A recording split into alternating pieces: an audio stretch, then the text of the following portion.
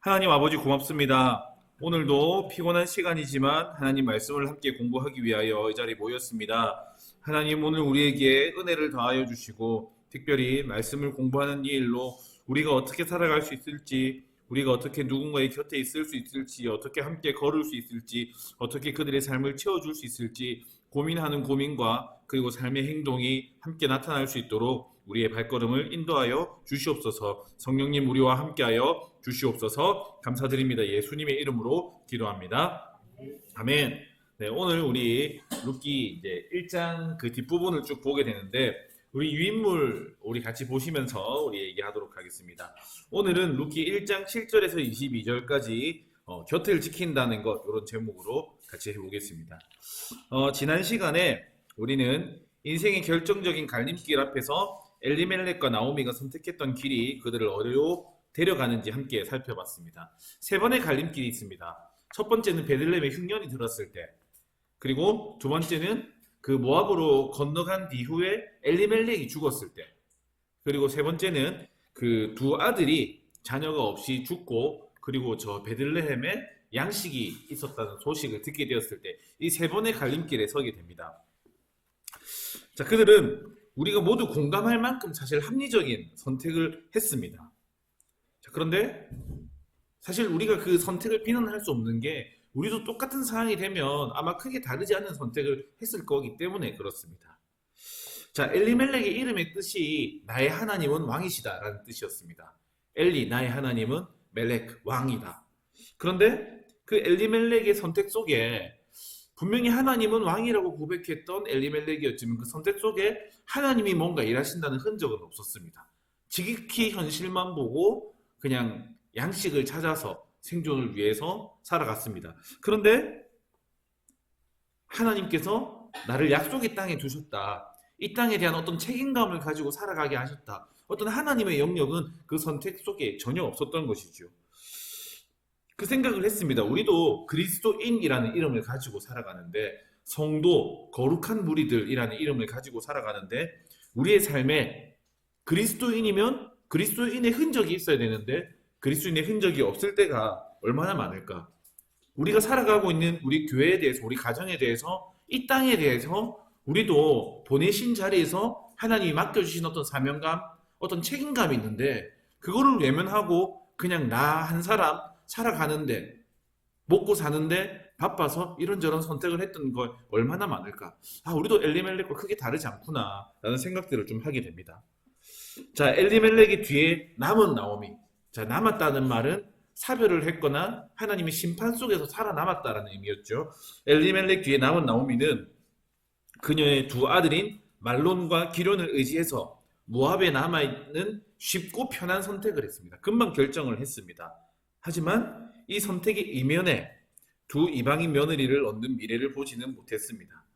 자, 베들레헴으로 돌아가는 게 사실 훨씬 더 귀찮은 선택이긴 했을 겁니다. 다시 모압의 삶을 정리해야 되니까. 하지만 모압에 산다라고 결정을 했을 때 당연히 그 결과가 이 장성한 두 아들이 모압에서 아내를 맞이해야 되는 결과가 분명히 따라온 겁니다. 우리는 편하게 단순한 선택인 것 같지만 우리 선택 뒤에 얼마나 많은 결과들이 따라오든지 깊이 고민해보지 못할 때가 많이 있습니다. 자, 모압 땅에 살면서 이들이 하나님에 대한 안식일을 잘 지킬 수 있었을까요? 어떤 절기를 지킬 수 있었을까요? 하나님에 대한 제사를 드릴 수 있었을까요?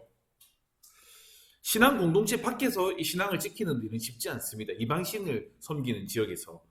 특별히 이 모압 지역은 자신의 욕심을 위해서, 자신이 뜻하는 바를 이루기 위해서 자기의 자녀를 불살라서 바치는 그모스라는 우상을 섬기는 지역이었습니다.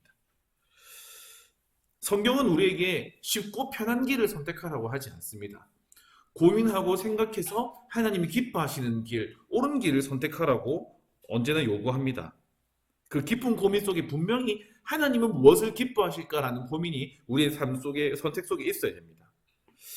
자, 남편과 두 아들이 죽고 나서 기쁨을 잃어버린 나오미는 베들레헴에 양식이 있다는 소식을 듣고 베들레헴으로 돌아오게 됩니다.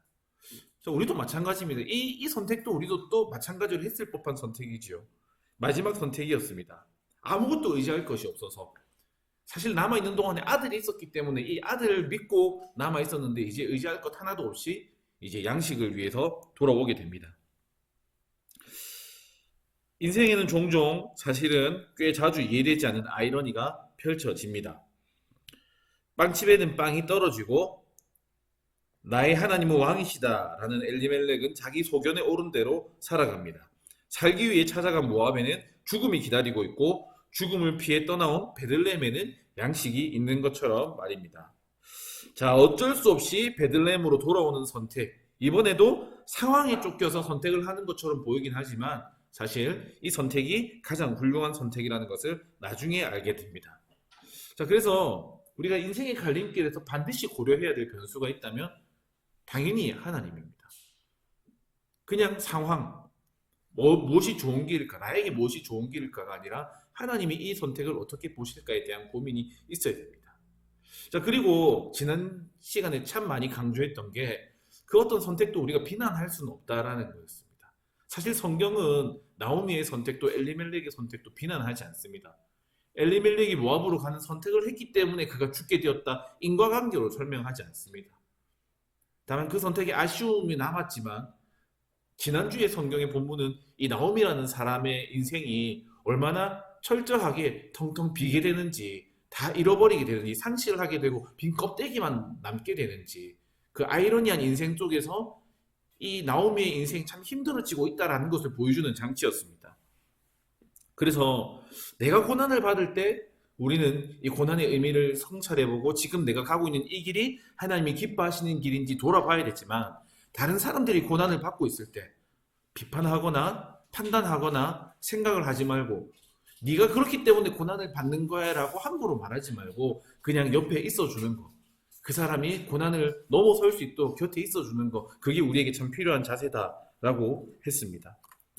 나오미한테는 모압 여인이었던 이방인 며느리였던 룻과 오르바가 그렇게 곁에 있어주는 사람이었습니다. 자, 오늘 이야기는 자, 인생의 갈림길에서 베들레헴으로 가는 길을 선택을 했는데 그 길 위에서 펼쳐지는 이야기입니다. 많은 사람들이 오늘 이 본문에 대해서 이야기할 때, 목사님들이 설교할 때 룻하고 오르바를 비교해가지고 많이 설교를 합니다. 룻은 우리가 이렇게 살아야 됩니다. 오르바는 이렇게 살면 안 됩니다. 이렇게 비난을 많이 합니다. 그런데 오늘 공부를 하다 보면 사실 오르바를 비난하는 것도 참 우리가 감히 오르바를 비난했구나 이런 생각들을 좀 하게 됩니다. 그리고 이 나오미의 선택도 비난을 많이 합니다. 아니 이 며느리들을 그 땅에 돌려보내면 다시 그 우상에게로 가게 되는데 어떻게든 전도하고 이 며느리들 이렇게 개종시켜야지.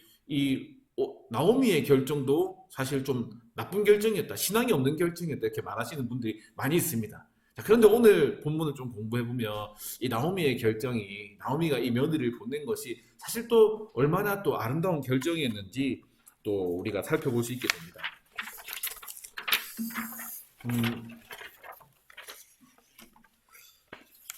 그리고 빵이 떨어진 빵집에 베들레헴에 양식, 레헴이 채워진 것처럼 아직은 사실 아무도 모르지만 오늘 텅 비어버린 이 나오미의 인생이 사실은 아무것도 아닌 것처럼 보이는 룻을 통해서 또 채워지게 됩니다. 룻기는 계속해서 그것을 보여주는 이야기인데요. 자, 오늘 말씀을 통해서 우리가 다른 사람들의 곁을 지킬 수 있는 사람들, 그리고 그 사람들의 텅 빈 삶을, 텅 빈 마음을, 좀 텅 빈 인생을 채워줄 수 있는 그런 사람들 참 되면 좋을 것 같다, 이런 생각을 하면서 우리 공부를 시작하겠습니다. 혹시 그거 기억나십니까? 그 저번 주에 나오미가 두 아들을 잃어버렸을 때 거기 아들이라고 안 돼 있고 원에 보면 두 아기를 잃어버렸다 이렇게 돼 있지 않습니까? 근데 그것도 이 룻기의 저자가 일부러 그렇게 적은 거라 하더라고요. 왜냐면 아기를 잃어버렸는데 제일 마지막 장면에 보면 이 룻 때문에 이렇게 손자 오벳 아기를 안게 되거든요. 그래서 다 잃어버렸던 것들이 다 채워진다, 이거를 룻기가 보여주고 싶다고 합니다. 자, 이 사진 필요 없었는데. 자, 우리 그러면 오늘 우리 이 7절에서 22절까지는 크게 두 부분으로 이루어집니다. 첫 번째는 이 베들레헴으로 가는 길 위에서 나오미가 세 번 이 며느리를 권면해서 돌아가라고 합니다. 첫 번째, 두 번째, 세 번째 권면이 나오고 그리고 베들레헴에 도착한 뒤에 이야기가 나옵니다. 이 네 부분으로 이렇게 나눠서 이야기를 해볼 텐데 우리 먼저 룻기 1장 7절에서 10절 나오미의 첫 번째 권면인데 우리 같이 한번 읽어보도록 하겠습니다. 7절에서 10절입니다. 있던 곳에서 나오고 두 며느리도 그와 함께하여 유다 땅으로 돌아오려고 길을 가다가 나오미가 두 며느리에게 이르되 너희는 각기 너희 어머니의 집으로 돌아가라. 너희가 죽은 자들과 나를 선대한 것 같이 여호와께서 너희를 선대하시기를 원하며 여호와께서 너희에게 허락하사 각기 남편의 집에서 위로를 받게 하시기를 원하노라 하고 그들에게 입맞춤에 그들이 소리를 높여 울며 나오미에게 이르되 아니니이다. 우리는 어머니와 함께 어머니의 백성에게로 돌아가겠나이다 하는지라. 아멘. 자, 첫 번째 권면입니다. 8절에 돌아가라고 하는데 아마 어느 정도 이 세 사람이 같이 길을 동행하고 있습니다. 동행하다가 이제 그런 지점이 있습니다. 더 이상 이제 이 시점이 지나면 끝까지 같이 가거나 이제 지금 돌아갈 수 있는 어떤 마지노선이 있습니다. 저도 이제 청년들이나 이제 청소년들 뭐 이렇게 모임하고 이렇게 애들이 데려다 달라 할 때가 있습니다. 집까지는 못 데려주겠고 일단 가보자 해서 출발을 하면 항상 헤어지는 게 요 토곡 사거리입니다. 횡단보도에서 신호 바뀌면 이렇게 잘 가라 이렇게 하고 조금 더 많이 가면 버스 정류장 거기까지가 한계입니다. 아마 여기 이 세 사람도 나오미가 이제 아마 쉽지는 않았겠지만 이런저런 고민을 하다가 동행하다가 이 상황은 안 되겠다. 이제 여기서는 며느리를 돌려보내야겠구나 생각을 했을 겁니다.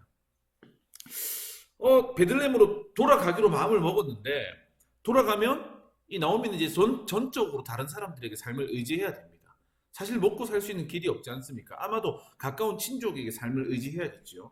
자, 그런데 이 두 며느리를 데리고 가면 이 더군다나 이방인 며느리 또 이 유대인 공동체가 그렇게 반기지 않는 이 모함 며느리 둘을 데리고 가면 먹는 것도 입는 것도 자는 것도 이제 세 배로 들어가게 됩니다. 네, 부담입니다. 그래서 나오미 입장에서도 데리고 가는 게 약간 혹 같은 느낌이 들 수도 있습니다. 나 한 사람 이렇게 처신을 맡기는 것도 그런데 이 말 안 통하는 이 아가씨 둘을 내가 또 어떻게 또 데리고 갈 것인가 이런 생각을 했을 수도 있습니다. 또 그런가 하면 이제 나오미가 고향인 베들레헴을 떠나서 이제 생면부지의 모압으로 간 것처럼 이제 이 모압에 있는 이 두 며느리가 고향을 떠나서 생면부지의 베들레헴으로 가야 되는 거지 않습니까? 자기도 생각했습니다. 처음에 와가지고 얼마나 막막하고 낯선 이방인들 사이에서 살아가는 게 힘들고 좀 괴롭고 어려웠는지 좀 생각했을 겁니다. 이 두 며느리가 이 베들레헴에 와서 사는 것도 참 쉽지 않은 일이다. 이런 생각들을 어쨌든 뭐 여러 가지 고민을 했을 겁니다. 자, 그래서 동행이 끝날 무렵에 너희는 여기 남아 있어라. 너희 어머니의 집으로 돌아가라 라고 이야기를 하게 됩니다. 자, 그런데 이 장면을 아까 말했던 것처럼 많은 목사님들이 불신앙적인 것으로 많이 해석을 합니다. 자, 며느리들이 돌아가면 자, 예전에 자기들이 섬기던 신, 그모스라는 신은 자식을 불태워서 번제로 바치는 신입니다. 되게 끔찍하죠. 그만큼 더 좋은 거를 주겠다라고 약속을 하는 신입니다. 그리고 재물이 좋은 거면 좋을수록 더 큰 것들을 보상하겠다고 말하는 신입니다. 그래서 제일 큰 아들을 바쳐서 이렇게 아기들을 바치라고 하는 그런 신입니다. 탐욕의 신입니다. 자, 그래서 며느리들 구원하려면 시어머니가 어떻게든 데리고 가야지. 그렇게 데리고 가는 게 며느리들을 그냥 버리는 그리고 포기하는 그 사람들의 영혼에 대해서 돌보지 않는 그런 선택이다라고 목사님들이 선택을 많이 했습니다. 자, 그런가 하면 나중에 8절 9절을 보면 며느리를 돌려보내면서 여호와의 이름으로 축복을 하거든요. 그럼 또 이거 신앙적인 건가? 불신앙적인 건가? 이제 설교도 너무 많습니다. 자, 그런데 왜 며느리들을 돌려보내려고 하는지 살펴보면 이 나오미의 마음을 조금은 이해할 수가 있습니다. 자, 어머니의 집으로 돌아가라고 하는데 그 이유는 며느리들의 선대 때문입니다. 자, 여기 보면 너희가 죽은 자들과 나에게 선대한 것처럼 하나님께서 너에게 선대하시기를 바란다. 축복받기를 바란다. 이렇게 되어 있습니다. 자, 이 선대라는 말이 아마 룻기에서 제일 중요한 단어 중에 하나일 건데 헤세드라는 단어입니다. 자, 여기 유인물에 보면 이 헤세드를 너무 복잡한 의미를 가지고 있어서 이렇게 많이 해석을 합니다. 인애. 우리 정인애 고사님 이거 볼 때마다 인애 할 때마다 생각이 나는데 인애. 인자보다는 인애라고 더 많이 해석을 하더라고요. 인애, 자비, 선함, 선대, 은혜, 긍휼, 사랑 이런 단어들로 해석을 하는데 어떤 신학자가 되게 정리를 깔끔하게 해놨습니다. 이거를 약한 자가 어려움에 처했을 때 강한 자가 그렇게 할 의무가 없는데 굳이 그렇게 안 해도 되는데 스스로 보여주는 사랑과 헌신 이거를 헤세드라 이렇게 부르면 아마 제일 뜻이 맞을 것 같다 이렇게 하더라고요. 이 헤세드에 조건이 있습니다. 첫 번째는 이 헤세드를 받는 사람이 이것 때문에 생존하게 되거나 아니면 삶이 나아져야 됩니다. 실질적인 도움이 돼야 됩니다. 그리고 두 번째는 다른 사람들은 이 사람을 도와줄 사람이 없어야 됩니다. 나만 도와줄 수 있는 상황입니다. 하지만 내가 도와주지 않아도 상관이 없습니다. 하지만 자발적으로 도와주는 겁니다. 그리고 생판 모르는 사람이 아니라 평소에 아는 사람입니다. 이게 헤세드의 조건이라 하더라고요. 자, 이 며느리들은 죽은 두 아들에게 헤세드를 베풀었습니다. 아마도 이 아들들이 하루아침에 깨 이렇게 죽지 않지 않겠습니까? 분명히 아픈 시간이 있었을 거고 시름시름 앓는 시간도 있었을 거고 이제 이 아들들이 죽기 전까지 기간이 있었을 겁니다. 그런데 이 죽은 자들에게 이 며느리들이 정말로 굳이 그렇게까지 하지 않아도 되지만 자기들이 할 수 있는 최고의 사랑으로 그 아들들을 보살폈던 거죠. 그리고 시어머니인 나오미에게도 지금 약자가 된 나오미에게도 이 두 며느리가 최선을 다해서 봉양을 했던 거죠. 정말로 좋은 시어머니가 되었겠죠. 자, 이제 10년이 지났는데 더 이상 너희가 나한테 그런 헤세드를 안 베풀어도 된다고. 너희가 지금까지 나한테 한 게 충분하다고 이제 놓아주는 겁니다. 또 이제 이렇게 얘기할 수 있습니다. 며느리 전도해야지. 맞죠? 며느리 전도해야죠. 이번 주에도 이제 박우순 권사님 이렇게 며느리 이렇게 데리고 오셨던데 며느리 전도해야 됩니다. 포기하면 안 되는 것도 맞습니다. 자, 그런데 이 시어머니가 어떤 신앙으로 이 며느리들의 삶을 이제 힘든 삶을 이렇게 강요하는 게 또 약간 맞을까 이런 생각도 조금 해보게 됩니다. 딱 들어맞는 예는 아닌데 옛날에 전설의 고향 보면 전설의 고향 보면 이 사또가 부임하면 맨날 처녀 귀신이 나옵니다.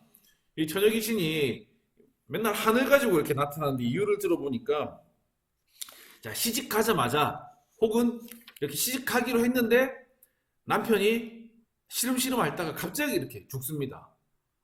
그 첫날 밤도 못 치르고 이제 그 집의 며느리가 됩니다. 당연히 이제 자식도 낳을 수가 없습니다. 자, 그런데 이 당시에 이제 조선시대 때 이 성리학이 이 유교가 하기 때문에 이 남편이 죽으면 평생 동안 이렇게 정절을 지키면서 그 집에서 이제 며느리로 이제 살아야 된다. 이게 그 당시에 이렇게 가치였습니다. 그 당시에 존중하던 가치였습니다. 지금 생각해 보면 사람들 다 난리가 나겠죠. 그런데 그때는 그게 당연한 거였습니다. 그리고 이거를 끝까지 이 정절을 지키면 나라에서 연료문이라는 걸 이렇게 세워줬습니다. 근데 연료문이 세워지면 마을에 세금도 깎아주고 이렇게 여러 가지 혜택을 많이 주니까 이 시아버지가 그런 겁니다. 이제 이 며느리가 이제 다른 데로 혹시나 막 정분 나서 나갈까봐 이 며느리를 이렇게 자살로 위장해가지고 이렇게 스스로 목맨 것처럼 해서 죽이는 거예요. 이제 연료문을 받기 위해서. 그래서 이제 천을귀신이 돼가지고 이렇게 나타나고 이렇게 하거든요. 좀 그런 생각들을 했습니다. 이게 결국 가치에 대한 문제이긴 한데 이 가치를 위해서 이 이름으로 어떤 희생을 계속 강요하게 이렇게 되는 거죠. 나오미는 생각했습니다. 아, 이 며느리들이 그럴 필요가 없는데 나를 선대하고 내 자식들을 선대하던 것들을 생각했습니다. 그래서 나는 이 며느리들을 선대하고 싶었습니다. 그래서 이야기하는 거죠. 돌아가라라고 이야기를 하는 거죠. 자, 어머니의 집으로 돌아가라고 합니다. 보통은 어머니의 집이라는 표현을 잘 안 씁니다. 아버지의 집으로 가라고 합니다. 성경에 보니까 어머니의 집이라고 나온 게 딱 세 번 나옵니다. 룻기에 한 번 나오고 창세기 24장에 나오고 아가서 3장에 나옵니다. 창세기 24장은 이 이삭과 리브가를 만날 때 이제 어떤 결혼에 대한 이야기를 하고 이제 엄마한테 가서 얘기해줘라 이런 이야기입니다. 아가서도 마찬가지입니다. 그래서 어머니의 집이라는 말이 나올 때는 여인이 어떤 결혼을 할 때, 사실 결혼을 할 때 아빠랑 의논을 하지 않고 엄마랑 얘기하지 않겠습니까? 엄마 그 남자 만났는데 괜찮은 것 같아. 막 이런 얘기하지 않겠습니까? 그리고 나중에 룻기 1장 9절에 보면 이 같은 권면이긴 한데 너희가 남편의 집에서 위로를 받게 하기를 원하노라 이렇게 하거든요. 어머니의 집으로 돌아가라 남편의 집이라는 말은 자, 이 며느리들이 결혼을 하면 좋겠다는 겁니다. 이제 어머니 입장에서 나에게 헤세드를 베풀었고 너희 남편들 죽은 남편들에게 헤세드를 베풀었으니까 너희도 하나님의 헤세드를 받기를 원한다라고 축복을 해주는 거죠.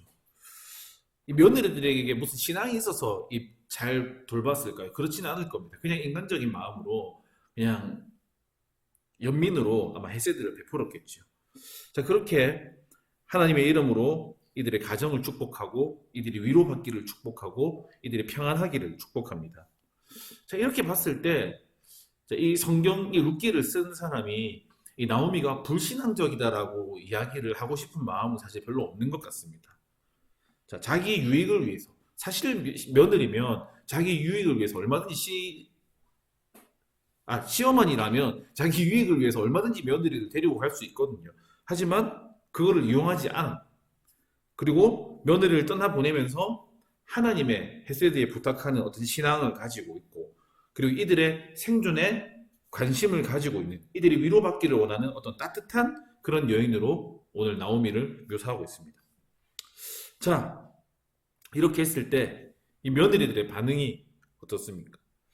자, 나오미가 이렇게 합니다. 그리고 입을 맞춰줍니다. 입을 맞춘다는 게 이제 공식적으로 탕탕탕 너희는 자유다 이렇게 해주는 거예요. 아까 조선시대에 사실 결혼을 하고 나서 뭐 남편이 죽든지 어떻게 되든지 간에 재혼이 안 됐답니다. 법적으로 재혼이 안 됐답니다. 그런데 시댁에서 이 며느리들을 조금 안 돼서 놓아주는 그게 있었답니다. 그게 저포라고 하는데 이 남편의 저고리 끝자락을 이렇게 잘라가지고 딱 주면 이게 나비 모양으로 생겼답니다. 이렇게 나비라고도 부르고 저포라고 하는데 이거를 가지고 있으면 이제 너는 우리 가문에서 이제 자유로워졌다라는 그런 의미랍니다. 근데 이제 나쁘게도 쓰였는데 모세가 이혼 증서를 써준다 이런 이야기 하지 않습니까? 이제 남편이 마음에 안 들어가지고 이제 아내를 내쫓아 보내는데 근데 결혼할 수 있도록 해주는 장치가 이혼 증서였거든요. 여기도 마찬가지로 조선시대에도 여자가 헤어지는 건 마음대로 못하고 남자가 헤어지는 건 마음대로 할 수 있었답니다. 이제 아내가 마음에 안 들면 이런저런 이유를 대가지고 소방 맞아서 쫓겨난다 하지 않습니까? 소방 맞은 며느리 그래서 막 쫓아낸답니다. 그런데 쫓아내도 얘가 다시 결혼할 수 있도록 해주는 장치가 이 저표라는 거였습니다. 어쨌든 그런 거죠. 입을 맞추는 것 자체가 이제 이 여인들이 다시 결혼할 수 있도록 너희는 자유다라고 보내주는 겁니다. 자, 이제 소리를 내고 우는 거죠. 이제 이 며느리들도 이제 울고 이제 시어머니도 울고 이제 과부 세 명이 이제 부둥켜 안고 서로 우는 장면을 생각해 보십시오. 이제 근데 이 며느리가 자, 여기 보면 아니이다 이렇게 나오는데 여기에 사실은 절대라는 말이 포함되어 있답니다. 우리말로는 번역이 안 되어 있는데 절대로 그렇게 안 할 겁니다. 그리고 우리는 당신의 백성에게 돌아갈 겁니다 라고 하는데 여기 반드시 어머니와 함께 이렇게 되어 있답니다. 반드시 절대 어머니와 같이 어머니 백성에게로 돌아가겠다라고 강조를 하고 있답니다. 요즘에 보면 뭐 얘기하다가 시자만 붙어도 사실은 치가 떨린다 이런 이야기를 하던데 시어머니, 시동생, 시댁, 뭐 시아버지 그래서 뭐 시월드 이렇게 하지 않습니까? 시자 붙은 건 다 싫다 이런 이야기를 하던데 이런 며느리랑 이런 시어머니 관계가 있을 수가 있을까? 전 잘 모르겠습니다. 얼마 전에 우리 저 배우 김수미 선생님이 이렇게 돌아가셔가지고 이렇게 이제 며느리가 막 엄청 이렇게 울더라고요. 그, 전 잘 모르겠습니다. 어쨌든, 어쨌든 찾아보기 힘든 고부 관계이긴 합니다. 자, 그러니까, 자, 첫 번째, 나오미가 가라 했을 때 두 며느리가 울고 불고 하면서 우리는 절대로 안 가겠습니다. 이렇게 반응을 한 거예요. 그래서 이제 나오미가 두 번째, 한 번 더 권면을 합니다. 자, 11절에서 14절까지인데, 여기 보면, 내 딸들아라고 말합니다. 내 딸들아. 아까 전까지는 이제 며느리였습니다. 근데 지금은 내 딸들아, 내 딸들아, 내 딸들아 세 번이나 말합니다. 자, 이 며느리를 향한 이 나오미의 마음이 이런 거죠. 너희는 지금 내가 귀찮아가지고 그냥 관계를 끊으려고 하는 게 아니다. 나는 내 딸처럼 여긴다, 너희가. 너희가 정말 행복하기를 바라는 엄마의 마음으로 지금 너희를 보내는 거다. 내 마음을 헤아려 달라고 지금 호칭을 바꾸고 있는 거거든요. 그리고 실제로 이 앞에 첫 번째 권면에 비해서 두 번째 권면의 분량이 두 배 가까이 늘어난답니다. 두 배 이상 늘어난답니다. 그러니까 나오미도 그냥 립 서비스가 아닌 거예요. 그냥 얘들아 가라. 어머니 그럴 수 없어요. 하긴 그렇지. 약간 이런 개념이 아닌 거예요. 제가 어렸을 때 그 설이었는지 추석이었는지 기억이 안 나는데 이제 저 시골에 올라가면서 엄마가 신신당부를 하더라고. 누가 너한테 용돈 주면 괜찮습니다, 고맙습니다라고 말을 해라. 괜찮습니다, 고맙습니다 말해라. 이거를 계속 받고 갔습니다. 근데 이제 갔는데 누가 이렇게 용돈을 주는 거예요. 근데 괜찮습니다, 고맙습니다 해가지고 손은 내밀고 괜찮습니다 말은 하고 이제 정중히 사양하는 입과 그렇지 못한 손. 네. 나오미는 그런 게 아니었던 게 진심이었다는 거예요. 이 며느리에 대한 마음이. 그래서 이제 이 현실적인 이야기를 해줍니다. 자, 여기 보면 남편, 우리 한번 읽어볼까요? 자, 11절에서 14절. 다시 한번 읽어보겠습니다. 나오미가 이르되 내 딸들아 돌아가라. 너희가 어찌 나와 함께 가려느냐? 내 태중에 너희의 남편 될 아들들이 아직 있느냐? 내 딸들아 되돌아가라. 나는 늙었으니 남편을 두지 못할지라. 가령 내가 소망이 있다고 말한다든지 오늘 밤에 남편을 두어 아들들을 낳는다 하더라도 너희가 어찌 그들이 자라기를 기다리겠으며 어찌 남편 없이 지내겠다고 결심하겠느냐? 내 딸들아 그렇지 아니하니라. 여호와의 손이 나를 치셨으므로 나는 너희로 말미암아 더욱 마음이 아프도다. 그들이 소리를 높여 다시 울더니 오르바는 그의 시어머니에게 입 맞추되 룻은 그를 붙쫓았더라. 자, 여기 보면 느꼈겠지만 내 딸들아 내 딸들아 내 딸들아 얘기하고 강조하고 있는 단어가 남편이라는 단어입니다. 내 뱃속에 남편이 있느냐? 너희한테 남편을 줄 수가 없다. 자, 왜냐면 이제 이 세 과부가 살기 위해서 남은 유일한 방법은 결혼을 하는 겁니다. 사실 여인의 몸으로 홀로 산다는 게 불가능한 일입니다. 남편을 얻는 거 말고는 살아가는 방법이 없는데 이 고대 사회에서 여인들의 정체성은 남편, 특별히 자녀들, 그 중에서도 아들들한테 달려 있습니다. 자, 남편도 없고 자녀가 없는 미방인 과부가 살아갈 수 있는 어떤 사회적인 제도가 없었습니다. 그래서 이 당시에 남편을 잃고 아들이 없는 이런 미망인들은 창기가 되거나 진짜 기생이 되거나 몸을 팔거나 구걸을 하거나 이렇게 살아가는 방법 말고는 특별한 방법이 없었답니다. 자, 그래서 룩이랑 오르바는 자기들이 살기 위해서는 반드시 다시 결혼을 해야 되는 그런 상황입니다. 자, 나오미는 그럴 수 있습니다. 이제 뭐 내 인생 다 갔는데 지금 늙은 생명 뭐 이렇게 살다 가면 뭐 어떻게 버티다가 가면 그만인데 너희는 지금 앞으로 창창한데 앞으로 너희 살 날이 많이 남았는데 나야 그렇다 치고 너희까지 그렇게 해도 되겠느냐? 너희한테 남편이 있어야 되는데 나는 너희한테 남편을 줄 수가 없다. 나랑 너희가 시어머니랑 며느리 관계로 남아있는 이상 남편을 줄 수 있는 유일한 방법은 내가 지금 또 결혼을 해가지고 애를 낳아가지고 애가 자라가지고 이제 너희 남편이 되게 해야 되는데 불가능하다. 그리고 여기 뉘앙스에 보면 이제 나는 결혼을 해도 아이를 가질 수 없다는 그런 방법, 약간 불임을 약간 연상시키는 말이 있습니다. 자, 현실적으로 생각해라. 지금 정이 이끌려가지고 지금 너희가 간다고 하는데 현실적으로 선택은 순간인데 너희 앞으로 어떻게 살려고 그러냐? 나랑 피로 먹고 살 거냐? 너희 몸을 팔 거냐? 너희 남편을 만나야 된다. 돌아가라. 현실적인 현실을 일깨워 주는 거죠. 그만큼 강하게 설득하고 있습니다. 이 나오미는 자연적인 수준의 공허함을 경험했습니다. 자연이 주는 공허함, 그게 흉년이었습니다. 그런데 그게 한 가정에 임한 공허함으로 바뀌었습니다. 그게 남편이 죽고 아들 둘이 죽는 사건이었습니다. 그런데 나 개인에게 주는 공허함, 이제 더 이상 자녀를 생산할 수 없는, 아무런 가능성이 없는, 이 종종 이 공허함이 나오미에게 이제 찾아오고 있는 거죠. 앞으로도 자녀를 생산할 완전한 가능성을 잃어버린. 자, 그렇게 하면서 며느리를 보내고 있습니다. 자, 여기 보면 제가 가라, 돌아가라, 할라크 슈브 이렇게 돼 있는데, 여기 돌아서 함께 가다 이런 말이 진짜 많이 나옵니다. 여기 보면 한 10번 이상 나옵니다. 우리 8절에도 그렇고 12절에도 그렇고 되돌아가라, 돌이켜서 가라 라는 말이 진짜 많이 나옵니다. 자, 그래서 계속 좀 룻기를 볼 때 누구랑 같이 어디를 가는지, 이 가다라고 할 때는 누구와 함께 가다라는 의미가 있거든요. 누구와 함께 가는지, 그리고 어디로부터 돌아가는지, 어디로 돌아가는지 이런 것들을 좀 살펴보면 참 재밌지 않을까 싶습니다. 자, 그러면서 한 번 더 강구를 합니다. 여호와의 손이 나를 치셨다. 그러니까 이거는 인간적인 시점에서 일어나는 재앙이 아니라 신이 여호와 하나님께서 나를 공격하고 있는데 지금 너희가 내 팔자에 말려들어가지고 너희 인생까지 지금 말아먹고 있는 거다 라고 이렇게 이야기를 하는 겁니다.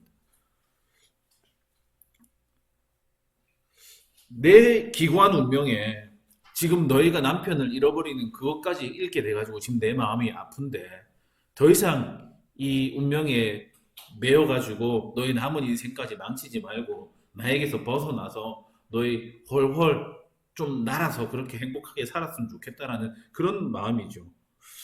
자, 이것만 봐도 사실 룻이 그렇게 나쁜 사람이다. 나오미가 나쁜 사람이다. 비난할 만한 사람이다라고 보기 힘듭니다. 여기 이게 I am Sam이라는 영화인데 2001년 정도에 나온 영화입니다. 이 아빠가 7살 지능을 가진 아빠입니다. 그런데 이제 뭐 어떻게 하다가 아이가 생겼고 엄마는 아이가 태어나자마자 도망을 갔습니다. 그래서 이 7살 지능을 가진 이 아빠인 샘이 이 딸인 루시를 계속 기릅니다. 근데 7살이니까 뭐 한계가 있지 않습니까? 돈을 버는 것도 한계가 있고 아이를 기르는 것도 한계가 있고 우당탕탕 이렇게 아이를 기릅니다. 그런데 이 딸이 굉장히 똑똑해요. 그래서 자기가 6살, 7살이 되면서 이 유치원에서 그림을 그리는데 자기를 되게 크게 그리고 아빠를 작게 그립니다. 자기도 아빠가 뭔가 다른 아빠랑 다르다는 거를 이렇게 알게 되는 거죠. 이 아빠가 딸을 너무 사랑하는데 그래서 이제 주변에 있는 사회복지사가 이제 당신은 지능이 7살이기 때문에 딸이 앞으로 자라면 자랄수록 당신은 이 딸을 기를 수 있는 능력이 없습니다. 그러니까 다른 집에다가 이 입양을 보내는 게 이 딸을 위해서 좋은 일입니다. 라고 하니까 아빠가 나는 내 딸을 사랑한다고 절대 보낼 수 없다고 막 이렇게 합니다. 난 절대 그래서 막 이제 사람들을 이렇게 자기 주변에 있는 사람들을 해가지고 이 딸을 안 보내기 위해서 입양 안 보내기 위해서 법정 공방을 하고 막 싸움을 합니다. 그러다가 이렇게 물어봅니다. 내 딸 루시가 나를 떠나가는 게 루시가 더 행복해지는 방법인가요? 물어보니까 그 변호사도 그렇고 다른 사람들도 네 그렇다 이렇게 하니까 이 아빠가 딸을 너무 사랑하는데 이제 루시한테 아는 척을 안 합니다. 가! 너 이제 그 아줌마 집에 가서 살아. 그리고 루시가 이제 아빠한테 와가지고 왜 나를 버리느냐 하고 막 이제 땡깡을 치고 보내놓으면 이렇게 밤에 다시 돌아오고 저 보내놓으면 돌아오고 이렇게 하는데 결국 거기에 보냅니다. 그리고 이제 자라나는 걸 보면서 행복해 하거든요. 아마 이 나오미도 그런 입장이 아닐까 싶습니다. 이 내 인생에 이 기구한 인생에 하나님께서 저주하신 인생에 너희가 들어와가지고 너희가 지금까지 받은 고난으로 충분하지 어떻게 이 고난을 계속해서 너에게 안고 가게 하겠느냐. 여기에 마음이 아프도다라고 돼 있는데 이 마음이 사실 원어를 보면 쓰다라고 돼 있습니다. 나중에 보면 나오미가 자기 이름을 기쁨인 나오미라고 부르지 말고 마라라고 부르라고 하거든요. 그게 쓰다라는 뜻입니다. 쓰다, 괴롭다. 내 인생이 쓴 인생이다, 괴로운 인생이다. 그런데 이 두 며느리 입장에서 보니까 그렇게 자기 보내는 엄마의 시어머니 마음도 알 것 같고 우리 가고 나면 또 혼자 남아가지고 또 힘들게 살 텐데 그 엄마 시어머니 인생이 또 눈에 또 훤하게 그려지는 거예요. 그러니까 차가 또 못 가고 그 힘든 그 시어머니랑 같이 걸어가고 싶은 마음이 드는 거예요. 이게 뭐냐면 했어야 되거든요. 엄마 입장에서는 지금 내가 강자입니다. 저 며느리들이 약자입니다. 내가 며느리들을 안 보내주고 앞으로 나를 뭐 어렵든지 뭐 쉽든지 나를 봉양하면서 살라고 얘기할 수 있는 권리가 있지만 행복을 위해서 보내주는 겁니다. 근데 이 며느리도 마찬가지입니다. 가도 됩니다. 그런데 이 시어머니가 생각이 나고 시어머니의 삶이 그려지니까 그 힘든 삶으로 우리가 들어가겠다라고 하는 거예요. 자진해서. 이게 헤세드입니다. 자, 그런데 자, 이제 이 두 번째 권면에 이제 며느리들의 반응이 이제 갈라지게 되죠. 자, 오르반은 입을 맞춥니다. 자, 입을 맞추면서 나오미는 두 며느리를 보내주었고 오르반은 다시 입을 맞추면서 이제 도장을 찍게 됩니다. 이제 울면서 떠나가게 됩니다. 그리고 룻은 그를 끈질깁니다. 쉽게 이렇게 포기하지 않습니다. 여기 붙쫓았다라는 말이 이 다바크라는 말인데 이게 붙어 있다, 달라붙다, 그리고 조금 이렇게 표현하면 그렇지만 집착하다. 이 다바크라는 말이 원래 그 악교 풀 있지 않습니까? 풀에서 나온 단어입니다. 그래서 착 붙어서 안 떨어지는 걸 의미합니다. 이제 찰거머리처럼 난 못 가요 이렇게 붙었다는 그런 의미입니다. 이게 어디에 나오냐면 여기 성경에 여기 본문에 적어놓는데 창세기 2장 24절에 보면 이러므로 남자가 부모를 떠나 그의 아내와 합하여 둘이 한 몸을 이룰지로다 이렇게 돼 있거든요. 창세기 2장 24절에 거기서 둘이 합하여라고 할 때 이 다바크라는 말을 씁니다. 일반적으로 이 다바크가 하나님을 붙잡았다 할 때 쓰는데 사람한테 붙잡았다라고 할 때가 몇 군데 나옵니다. 이거는 그냥 필기만 해놓으면 좋을 것 같습니다. 창세기 34장 3절 그리고 사무엘하 20장 2절 열왕기상 11장 2절 창세기 34장 3절 사무엘하 20장 2절 열왕기상 11장 2절 이걸 보면 다 막 마음이 어쩔 줄 몰라가지고 여기 다 붙었다. 그 창세기 34절이 이겁니다. 그 야곱의 12아들과 그 딸 디나가 이렇게 지역에 갔을 때 그 동네에 사는 이렇게 세겜 족장의 이제 아들이 이 디나를 보고 이렇게 막 마음에 이렇게 듭니다. 그래가지고 어쩔 줄 몰라가지고 얘한테 마음이 갔을 때 이 다바크라는 표현을 씁니다.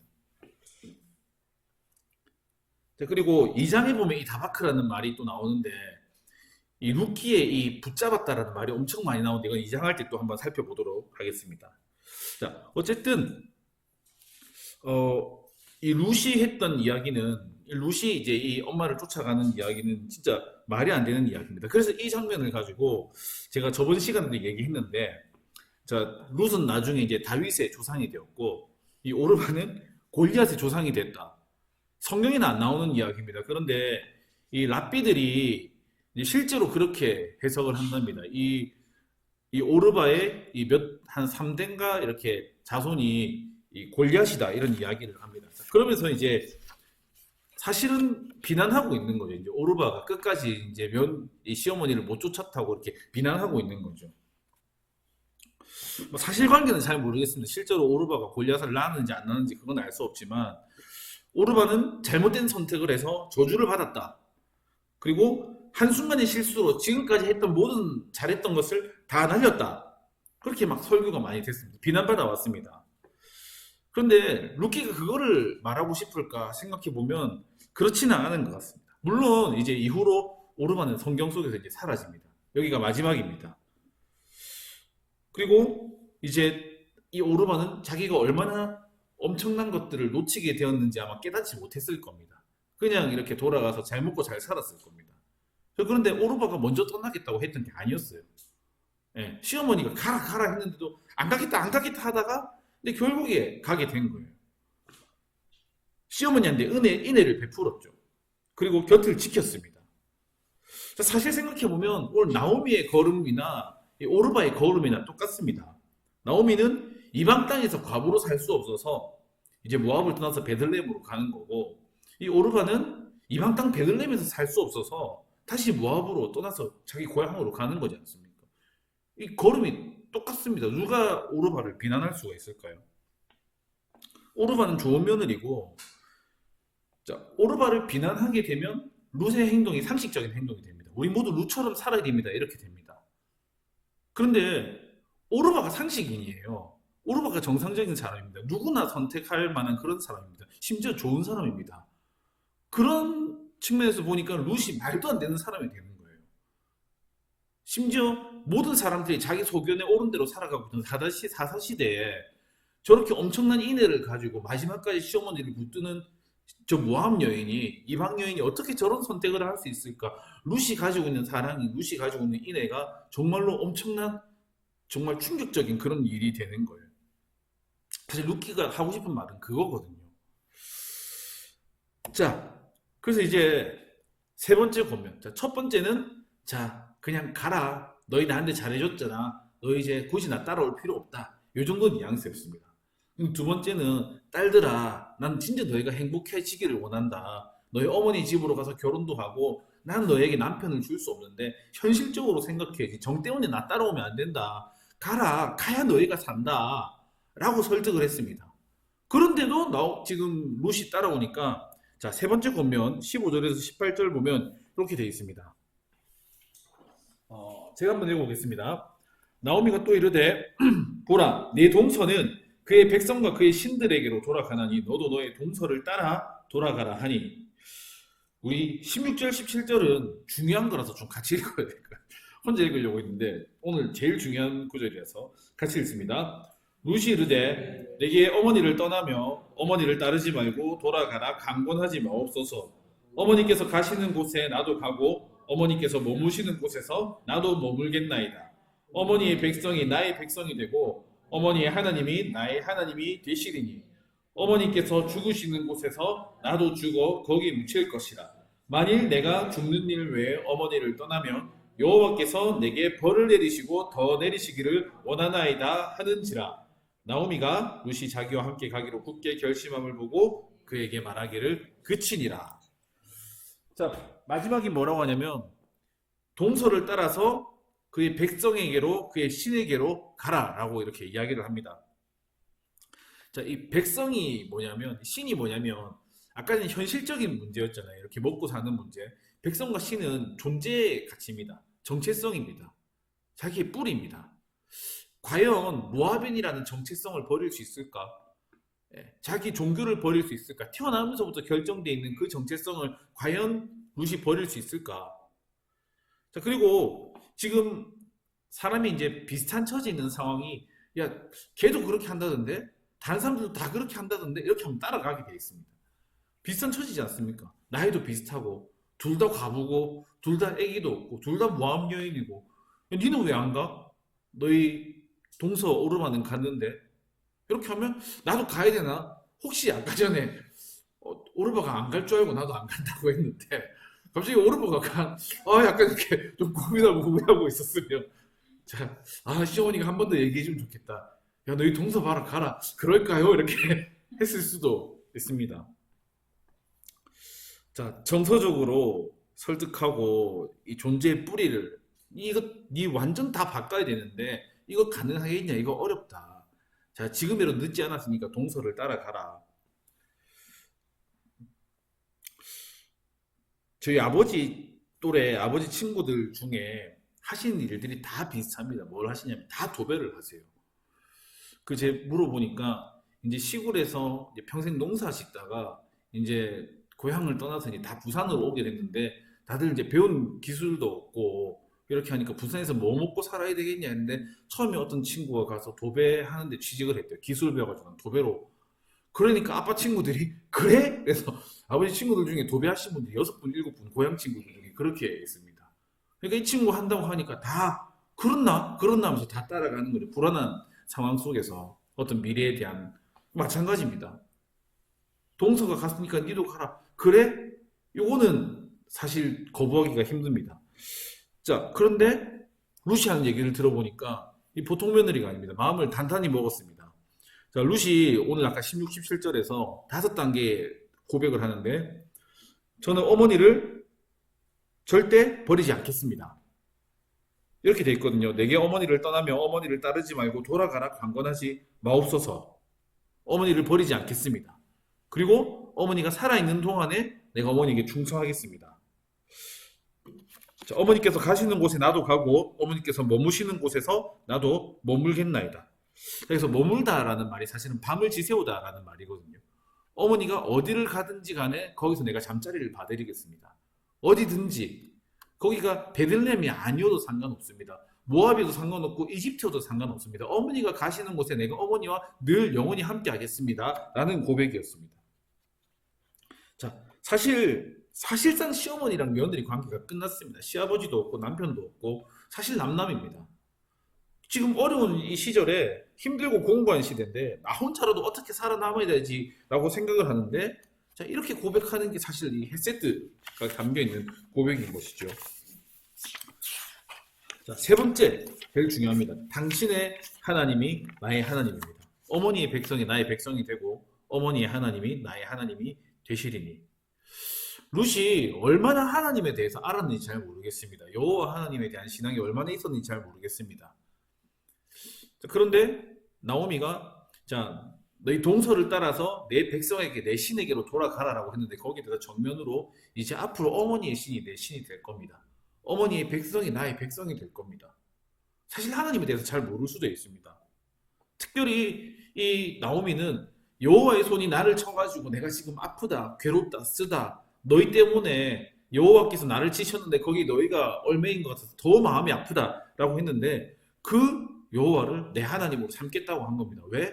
어머니의 하나님이니까. 이유가 단순합니다. 자, 그리고 다음 죽어서도 어머니께서 죽으시는 곳에서 나도 죽어 거기에 묻힐 것이다. 살아서도 어머니와 함께하고 죽어서도 어머니와 함께하겠습니다. 그리고 마지막 어머니를 버리면 죽음 위에 어머니를 떠나면 여호와께서 내게 벌을 내리시고 더 내리시기를 원하나이다. 어머니를 버리면 내가 저주를 받겠습니다. 그래서 이 맹세가 여기 보면 나오면 A 어머니를 버리지 않겠습니다.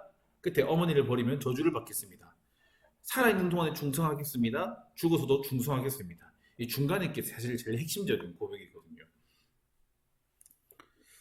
그런데 어떤 목사님이 이 룻의 고백이랑 이 하나님께서 아브라함에게 주셨던 언약이 되게 비슷하다라고 이렇게 해가지고 제가 가져와 봤습니다. 자, 창세기 12장 1절에서 3절을 보면 우리 잘 아는 성경인데 제가 한번 읽어보겠습니다. 여호와께서 아브라함에게 이르시되 너는 너의 고향과 친척과 아버지의 집을 떠나 내가 내게 보여줄 땅으로 가라. 내가 너로 큰 민족을 이루고 내게 복을 주어 내 이름을 창대하게 하리니 너는 복이 될지라. 너를 축복하는 자에게는 내가 복을 내리고 너를 저주하는 자에게는 내가 저주하리니 땅의 모든 족속이 너로 말미암아 복을 얻을 것이라 하신지라. 아멘. 자, 여기 보면 하나님께서 아브라함과 언약을 맺으시면서 5가지 복을 주셨다라고 합니다. 첫 번째는 땅을 주겠다. 그리고 두 번째는 자손을 주겠다. 그리고 세 번째는 내 이름을 창대하게 하겠다. 명성. 네 번째는 너를 저주하는 사람을 내가 저주하고 너를 축복하는 사람을 너를 내가 축복하겠다. 하나님과의 관계입니다. 그리고 마지막 너는 복이 될지라. 복이 근이 될지라. 라고 하는데 룻이 얘기를 하는 거 보면 자, 땅. 내가 거기서 머물겠습니다. 어머니의 땅에서 내가 머물겠습니다. 어머니의 땅에서 죽겠습니다. 그리고 이 자손, 백성. 어머니의 백성이 나의 백성이 될 겁니다. 그리고 하나님과의 관계. 어머니의 하나님이 내 하나님이 될 것입니다. 자, 그리고 아브라함의 자손 예수님에게서 복의 근원이 된 것처럼 사실 이 룻도 그 복의 근원의 계보 안에 들어가지 않습니까? 그리고 나중에 룻기 4장 14절에 보면 그 오벳을 낳고 나서 이 룻이 이제 아들을 낳고 나서 그 베들레헴의 여인들이 룻을 막 칭찬하면서 이제 룻의 이름이 앞으로 영광을 받을 거라면서 막 이렇게 칭찬하는 장면이 나옵니다. 생각을 해봤습니다. 과연 룻이 어떤 믿음이 있었길래 어떤 신앙이 있었길래 혹자는 이렇게 얘기합니다. 나오미에게서 신앙교육을 잘 받아가지고 루시 지금 이런 이야기를 사실 그럴 것 같지는 않습니다. 그 이방 지역에서 믿음으로 산다는 것이 쉽지가 않았을 겁니다. 아마 그 지역 사람들과 비슷하게 살았을 겁니다. 그러면 룻은 도대체 뭘 보고 어머니를 따라가겠다는 이런 대단한 고백을 했을까? 그 핵심을 사람들은 뭐라고 보냐면 헤세드라고 봅니다. 연민, 종교를 떠나서 그리고 민족을 떠나서 그냥 그런 것들을 다 떠나서 정말 하나님이 기뻐하시는 어떤 예배라는 것은 그냥 우리가 하나님을 찬양하고 기도하고 예배를 잘 드리는 거 이런 것도 있겠지만 진짜 이게 하나님이 원하시는 일들이 아닐까. 이제 누군가 간절히 필요한 다 텅 비어져 있는 그 누군가의 곁을 지켜주는 거. 아마 연민의 마음이 훨씬 더 컸을 겁니다. 어떤 신앙이나 종교를 다 떠나서 이 시어머니, 홀로 남게 된 시어머니에 대한 연민, 인간이라면 당연히 가져야 될 그 연민이 특별히 룻은 컸을 겁니다. 나오미가 이거를 듣고 뭐라고 했을까요? 고맙다 했을까요? 기쁘다? 아무 말도 안 합니다, 그냥. 나오미가 룻이 그렇게 결심한 줄 알고 그냥 말을 그쳤다, 이렇게 돼 있어요. 나오미도 침묵 말고는 사실 할 수 있는 말이 없었던 거죠. 그렇게 나오미의 설득은 실패하고 이제 이 두 사람의 이제 어떤 불편한 동행이 이제 베들레헴까지 이어집니다. 도착을 했습니다. 이제 빨리 좀 가겠습니다. 도착했을 때 사실 이 룻에 대해서 사람들은 조금 외면하는 좀 측면이 있습니다. 자, 베들레헴 온 성읍이 떠들면서 이르기를 이가 나오미냐 이렇게 물어봅니다. 자, 이라는 말은 단수입니다. 정말 얘가 나오미가 맞아? 진짜 나오미야? 야, 나오미 몰라보겠네? 그런데 지금 나오미 혼자 오고 있는 게 아니지 않습니까? 며느리랑 같이 오고 있지 않습니까? 자, 누군데? 저 누군데 따라오노? 우리나라 사람 아닌 것 같은데 그런 질문이 전혀 없습니다. 그래서 모함 여인이기 때문에 사실 계속 모함 여인이라는 걸 강조합니다. 아직까지 모함 여인이 이 베들레헴은 불편합니다. 그래서 어떻게 보면 함께 따라온 이 룻에 대한 어떤 사람들의 외면이라고 볼 수 있습니다. 나오미, 나오미, 나오미 이렇게 하고 있는데 이 룻에 대해서는 이런 방구도 없습니다. 이제 나오미는 그렇게 반응을 하죠. 이제 나는 말하다. 하나님께서 나를 치셔서 나는 괴로웠다. 나는 썼다. 나를 나오미라고 부르지 마라. 아이러니죠. 이 기쁨이 있는 나오미인데 이름은 기쁨인데 삶 속에는 기쁨이 없습니다. 이제 하나님께서 나를 풍족하게 보내주셨는데 내가 빈손으로 돌아왔다. 나오미도 생각하는 거예요. 사실 빈손이 아닙니다. 아무것도 없이 돌아왔습니까? 룻이랑 같이 손잡고 돌아왔습니다. 그런데 나오미는 아직까지 룻이 보이지 않는 거예요. 아직까지는 어쩌면 짐처럼 느껴질 수도 있습니다. 풍족하게 나왔는데 텅 비어서 아무것도 가지지 못하고 돌아왔다? 하나님께서 그렇게 만드셨다? 나는 나오미가 아니다? 나는 마라다? 라고 이야기를 하지만 사실 나오미는 룻과 같이 오고 있었습니다.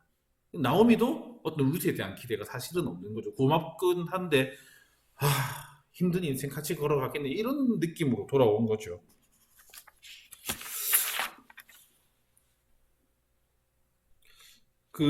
누가 이렇게 말했습니다. 여기서 나오미가 하나님이 나를 괴롭게 하셨다. 하나님 나를 치셨다. 나오미가 아직까지 정신을 못 차렸다. 나오미가 아직까지 불신앙적인 모습으로 하나님께 원망을 하고 있다. 막 이렇게 얘기하는데 어떤 목사님이 이거 나오미가 부르는 애가다 이렇게 이야기하더라고요. 애가는 하나님을 향해서 원망을 하고 불평을 하고 슬퍼합니다. 그런데 그 이면에 하나님에 대한 확실한 믿음과 회복시키실 것이라는 기대, 소망이 있기 때문에 내 마음을 막 이렇게 얘기하는 겁니다. 슬픈 거는 우리 그리스도인들은 슬프지만 안 슬픈 척 할 때가 많이 있어요. 괜찮은 척, 슬프면 안 되는 것 같아가지고. 그런데 슬플 때 슬퍼해야 회복이 됩니다. 요거는 여러분 윤동주 아시죠? 서시를 지은 윤동주. 윤동주가 지은 팔복이라는 시입니다. 그 윤동주가 크리스찬이었거든요. 그래서 팔복이라는 시를 지었는데 혹시 보일지 모르겠습니다. 시 내용이 이렇습니다. 슬퍼하는 자는 복이 있나니, 슬퍼하는 자는 복이 있나니, 슬퍼하는 자는 복이 있나니, 슬퍼하는 자는 복이 있나니, 슬퍼하는 자는 복이 있나니, 슬퍼하는 자는 복이 있나니, 슬퍼하는 자는 복이 있나니 슬퍼하는 자는 복이 있나니 8번. 지금 슬픈 거죠. 지금 현실이 슬픈 거죠. 지금 상황이 슬픈 거죠. 기쁜 게 하나도 없는 거죠. 그래서 슬퍼하는 자는 복이 있나니 하고 나서 아 뭔가 이제 마지막을 마무리하고 싶은데 마지막에 처음에 이거는 처음 썼던 원고랍니다. 처음에 이렇게 적혀 있습니다. 저희가 슬플 것이요. 근데 계속 슬픈데 저희가 슬플 것이요 하니까 이 윤동주 마음이 좀 그런 겁니다. 그래서 이제 볼펜으로 여기 찍찍 껐습니다. 여기에 찍찍 긋고 이제 뒤에다가 슬프지만 저희가 위로함을 받을 것이요 라고 이렇게 수정했습니다.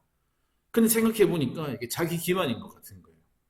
지금 현실이 슬픈데 모두들 슬퍼하고 있는데 아무리 생각해봐도 위로를 받을 것 같은 미래가 안 펼쳐질 것 같은 거예요. 헛된 희망일 것 같은 거예요. 이게 더 슬플 것 같은 거예요. 그래서 다시 이거를 찍찍 긋고 이렇게 합니다. 저희가 오래 슬플 것이요. 그랬는데 이것도 아닌 것 같아요. 그래서 고민하다가 마지막에 저희가 영원히 슬플 것이요. 이렇게 수정을 합니다. 이게 윤동주가 지은 팔보기라는 시입니다. 사람은 슬플 때 슬퍼해야 치유가 됩니다. 회복이 됩니다. 하나님의 사람들도 마찬가지입니다. 오늘 나오미가 부르고 있는 이거는 슬프지만 진짜 하나님 앞에 슬프다고 하나님께서 나를 치셔서 나를 쓰게 만들었다고 나에겐 기쁨이 없다고 막 호소하는 것 같지만 사실 슬픔을 이겨내고 있는 과정입니다. 아까 말했습니다. 이 비었지만 빈 것 같지만 사실 비지 않았습니다. 왜냐하면 나오미 옆에는 룻이 있기 때문에 그렇습니다. 자, 그리고 마지막에 우리 22절 우리 한 목소리 한번 읽어볼까요? 22절 함께 읽어보겠습니다. 나오미가 모압 지방에서 그의 며느리 모압 여인 룻과 함께 돌아왔는데 그들이 보리 추수를 시작할 때에 베들레헴에 이르렀더라. 아멘. 자, 지금 앞으로 이 나오미의 인생이 채워질 것이라고 기대할 수 있는 이유는 모압에서 돌아온, 사실 그냥 단순히 모압 지역에서 돌아온 게 아니라 모압에서 베들레헴으로 완전히 등을 돌려서 돌아온 룻이 옆에 있기 때문에 그런 것이고요. 그리고 지금 보리 추수할 때, 자, 이 베들레헴에는 모압이랑 다릅니다. 하나님의 백성이 있습니다. 그리고 그 하나님의 백성들은 하나님의 언약을 가지고 있습니다. 율법을 지키는 그래도 백성들입니다. 그리고 그 율법에서는 고아와 가난한 자를 단순히 내버려 두고 버려두지 말고 헤세드를 가지고 대하라는 율법을 지키는 백성들이 있습니다.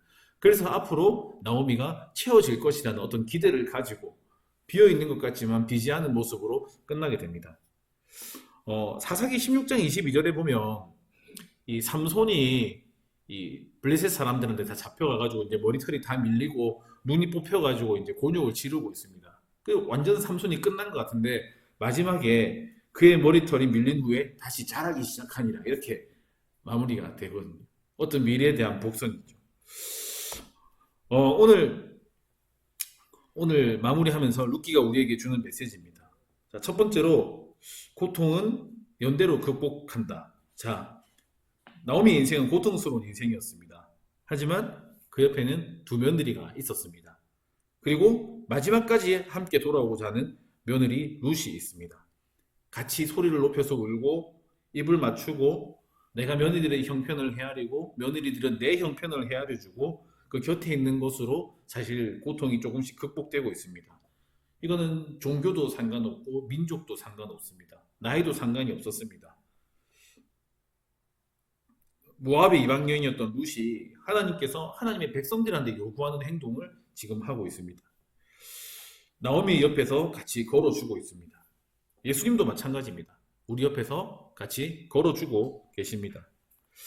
이제 우리가 누구의 옆에 같이 걸어가 줄 수 있을지 종교를 떠나서 기독교인이 아니더라도 민족을 떠나서 우리가 누구 옆에서 같이 걸어가 줄 수 있을지 좀 고민해 보게 됩니다. 니콜라스 월터스토프라는 기독교 신학자가 25살짜리 아들이 갑자기 사고로 죽게 됩니다.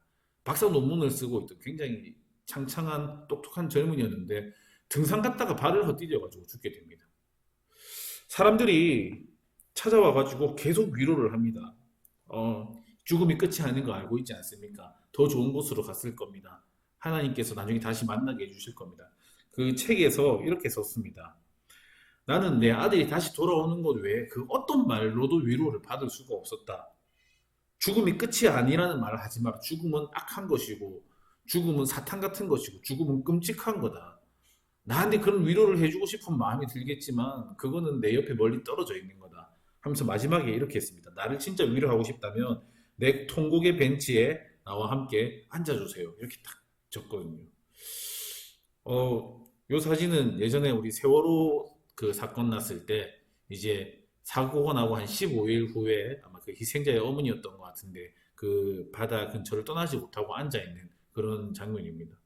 자, 우리가 누구의 벤치에, 누구의 눈물의 벤치에 앉아 있을지, 앉아 있을 수 있을지 좀 고민해 봐야 되지 않나 싶습니다. 자, 두 번째, 비었으나 비지 않았다. 지금까지 쭉 나오미라는 한 사람의 인생이 껍데기만 먹고 다 텅텅 비어버리는 과정이었습니다. 흉년이 생기고 남편을 잃고 아들을 잃고 이제 나이가 많이 들어서 아들을 낳을 가능성마저 사라진 이 나오미에게 아무것도 남지 않았을 때 베들레헴으로 돌아오게 됩니다.